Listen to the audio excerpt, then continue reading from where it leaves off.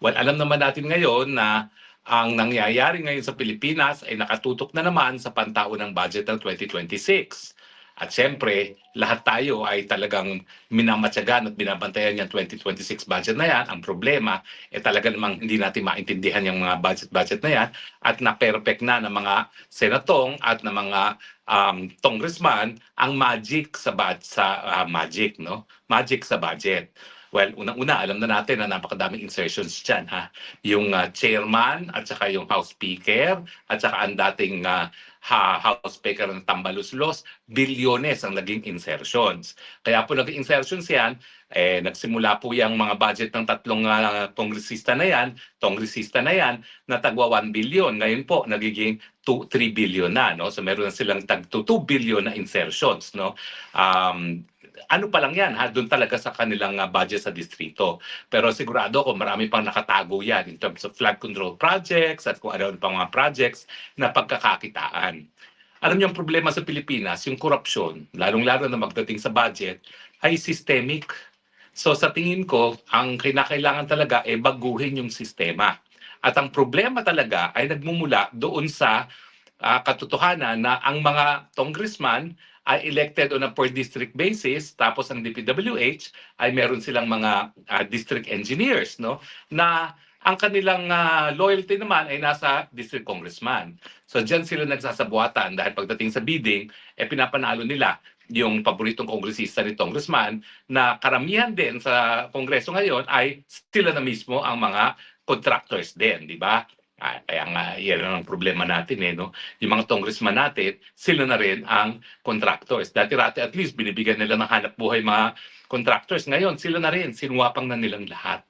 Pero inaasahan natin na bagamat galit na galit ang tao sa korupsyon na nagmula sa mga insertions, nariyan pa rin ang mga problema ng insertions. O itong pasabog ko. Sabi ng aking espiya, kung merong 100 billion insertion na siniwalat si Zaldico noong 2025 budget, meron pa rin 100 billion insertion ang mga bangag sa 2026 budget. Tinutulan daw yan ni Secretary Bunoan, pero wala silang nagawa dahil yan ang order. Pero itong 100 billion na ipinasok, ito po ay biglang nagmagic sa NEP. Kasi ang procedure po dyan sa NEP, dumadaan yan sa mga Regional Development Councils, tapos nag-identify ng projects, tapos gumagawa ng listahan ng DPWH. No? Ang nangyari, nagpadala na naman ang mga bangag sa Malacanang ng 100 billion na namang mga proyekto na ipinasok uli sa NEP. So, wag po kayo magkakamali, ha? Kung noong 2025, merong 100 billion ang mga bangag, dito sa 2026, meron pa rin 100 billion. Now, siyempre, dahil systemic ang problem, tuloy-tuloy pa rin yan.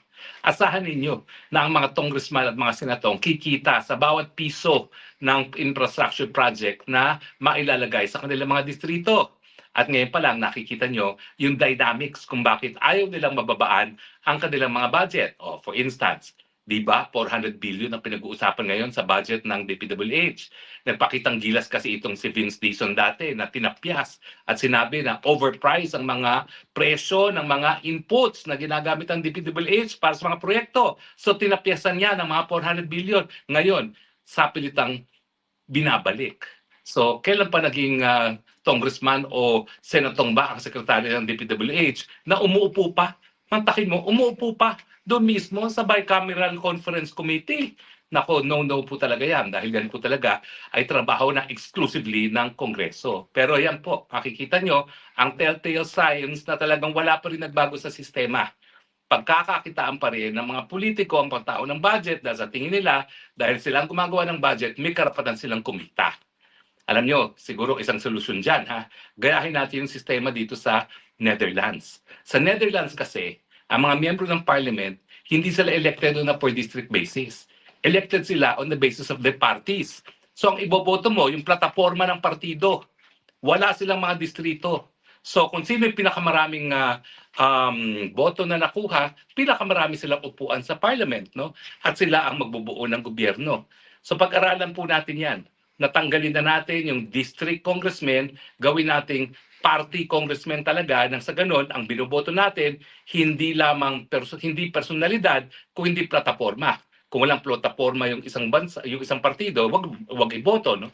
Pero ang maganda dyan, pinutol. Pinutol yung relasyon ng district engineer at sa district congressman. Kasi kung wala ng district congressman, wala nang magkakaroon ng impluensya sa mga district engineers. So ang talagang bubuo na ng pantao ng budget ay mga taong gobyerno na alam talaga ang pangangailangan ng isang distrito, isang area, siguro in close coordination na with the local government unit, no? Na dapat naman talaga dahil ang local government unit alam na alam kung anong pangangailangan ng isang syudad o ng isang munisipyo. Anyway, ano pa ba ho ang mga depekto nitong budget na ito? As usual, nandiyan pa rin ang pork barrel. O si Ping Lacson, sinabi na may pork barrel pa rin yan at siya ay hindi pipirma. At yung ilang mga kongresista hindi pa rin pumirma dahil nga sa mga pork barrel. Yung pork barrel, huwag niyo pong kakalimutan ha, lahat ng pondo sa isang distrito, pagkakakitaan yan. So actually, misnomer o hindi totoo na ang pork barrel, yung pinagkakakitaan lamang, yung tinatawag ng pork barrel. Hindi po. Lahat ng pondo na napupunta sa distrito ay pinagkakakitaan. Pero bukod pa dyan, may mga dagdag. Saan nanggagaling mga dagdag? Sa mga lump sum. Kasi sabi ng budget, wala ngang dapat pagbubuwis na walang representasyon. So dapat lahat ng item na pagkagastusan is specified. Pero dito sa budget nito, ang dami pa rin lump sum na magiging kontrolado yan ng presidente o di naman kaya ng exchequer. Ano yung mga yan? No? Yan po yung unprogrammed funds. Yan ang pinagmumulan talaga ng mga problema. Kasi ang unprogrammed funds, i-release lang yan kung may pirma ng presidente. So yung unprogrammed funds, sigurado ako, yan ang gagamitin para sa impeachment na naman ni Inday Sara Duterte. Yung mga pipirma ng impeachment, bibigyan ng pondo galing dyan sa unprogrammed funds, yung hindi po purma, ala. Pero meron pa po yung bago ha. Meron silang tinatawag na allocables. Yan daw yung mga pondo rin na hindi pa rin sinasabi kung saan pupunta pero pwedeng ibigay sa mga distrito. Yan po talaga ang mas malaking pork barrel ngayon. No? Bukod pa dun sa normal na nakalagay na sa National Expenditure Program, yung mga allocables, yan po ay lump sum na gagamitin na naman para bilhin ang suporta ng mga congressman laban kay Sara Duterte. No?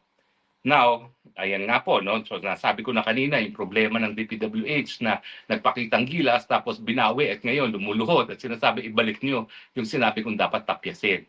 Ano na nangyari doon sa pangako ni Vince Diso na magkakaroon tayo ng substantial savings dahil binago na nila yung overpriced na mga inputs ng DPWH.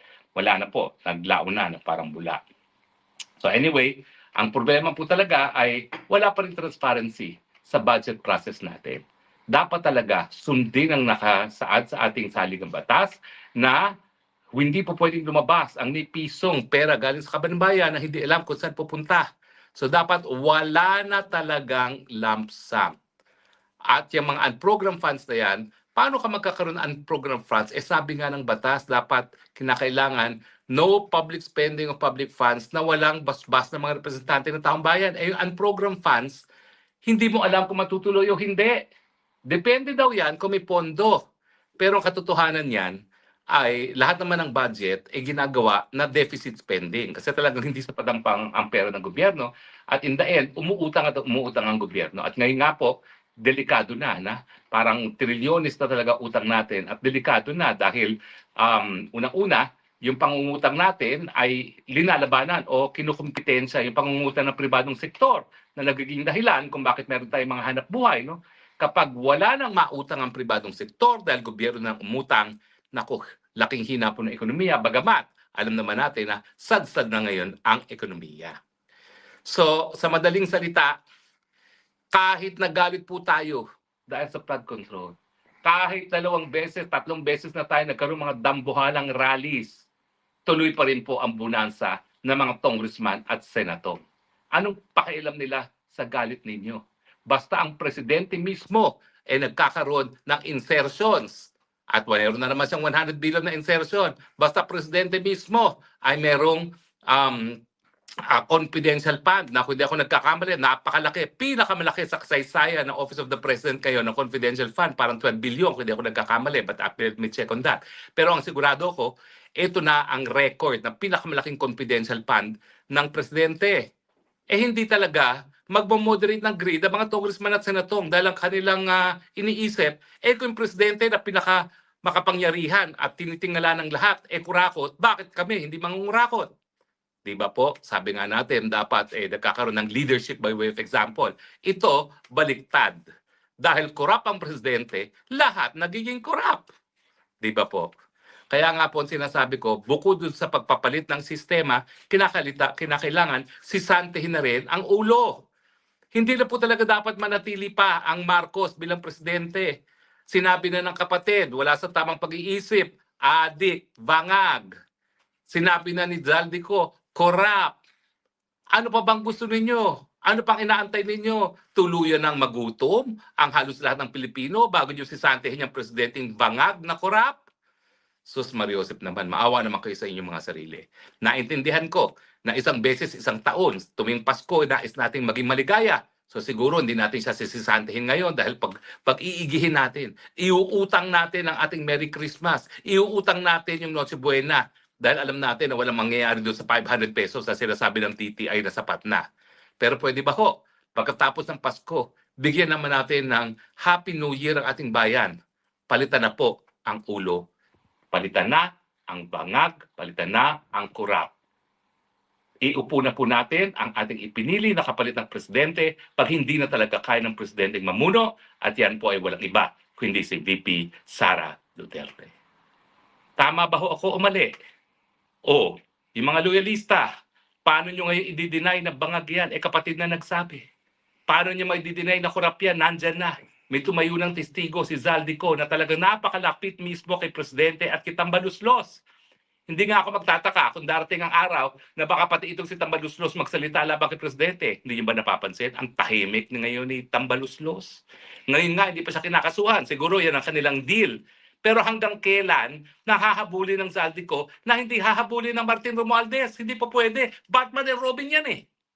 So kung habulin mo isa, dapat habulin mo yung isa rin. At kapag nahabol na nga itong Tambaluslos, asahan ninyo, kakanta at kakanta rin yan.